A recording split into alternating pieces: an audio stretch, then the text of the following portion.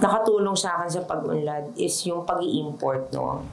Ito naman, Doc, kung may iiwan kang mensahe para sa lahat ng nanonood o nakikinig sa Breakthrough with KPC, and paano din ba nakatulong yung KPC or ano yung naging papel niya para makamit yung success na meron ka ngayon? Para yung mga ibang tao na nakikinig sa atin ngayon, makamit din nila yung ganitong success.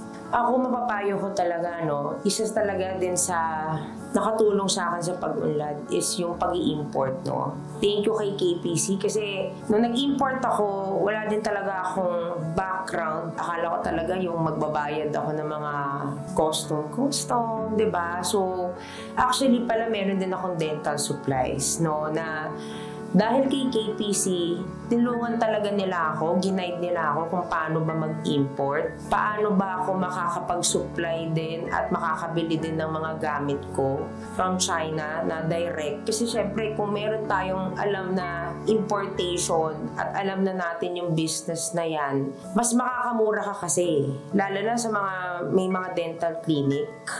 Iba pa rin pag yung nakukuha natin is direct at the same time, nabibenta pa natin.